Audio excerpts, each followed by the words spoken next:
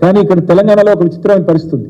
గత నెల రోజులుగా కొత్త ప్రభుత్వం ఏదైతే వచ్చిందో మరి అధికారం కోసమేమో అడ్డగోలుగా హామీలు ఇచ్చినారు. నోటికొచ్చిన హామీలు 420 హామీలు, ఒకటి రెండు కాదు, 420 420 హామీలు, బ్రహ్మాండమైన హామీలు, ఒకటి రెండు కాదు ఇచ్చి ఆల్రెడీ ఎత్తగొట్టే పని మొదలు పెట్టినారు. మీరు చూస్తూ ఉన్నారు.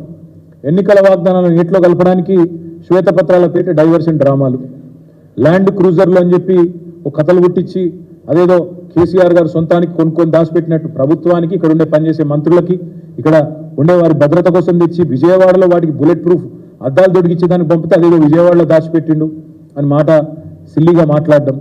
ఇంత దిగజారుడు రాజకీయాలు ఏవైతున్నాయో ఇవన్నీ ప్రజలు గమనిస్తూ ఉన్నారు.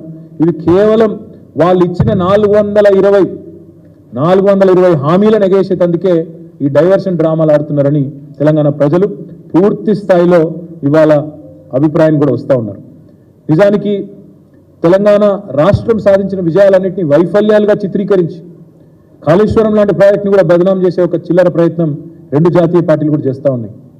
ఇవాళ కాళేశ్వరం లాంటి ప్రాజెక్టు ద్వారా సాగులోకి వచ్చిన ఆయకట్టును కానీ, తెలంగాణ రాష్ట్రంలో ఇబ్బడి ముబ్బడిగా పెరిగిన వ్యవసాయ ఉత్పత్తులను కానీ, జరిగిన వ్యవసాయ విస్తరణను కానీ ఇవేవి జరగనట్టు, ఇదేదో అభూత కల్పన అన్నట్టు, మొన్న పోయిన యాసంగిలో 3.5 కోట్ల మెట్రిక్ టన్నుల వరిధాన్యం ఉత్పత్తి అయితే అది కూడా జరగలేదన్నట్టు ఏదైతే చిత్రీకరించే ప్రయత్నం చేస్తూ ఉన్నారో ఇది కేవలం కేసీఆర్ గారి మీద, బీఆర్ఎస్ మీద ఉన్న కోపాన్ని తెలంగాణ ఒక విఫల ప్రయోగంగా, విఫల రాష్ట్రంగా చిత్రీకరించే విధంగా మరి వాళ్ళు ఏదైతే ప్రయత్నం చేస్తూ ఉన్నారో ఇది రాష్ట్రానికి మంచిది కాదు.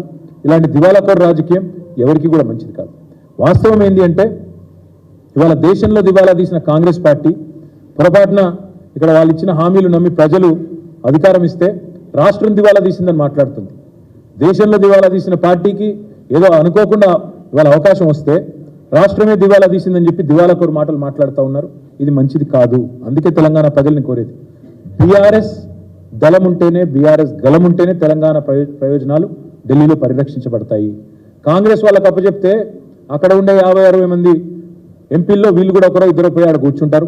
రాహుల్ గాంధీ సిట్ అంటే సిట్టు, స్టాండ్ అంటే స్టాండ్, వీళ్ళ వల్ల అయ్యేదేమి కాదు.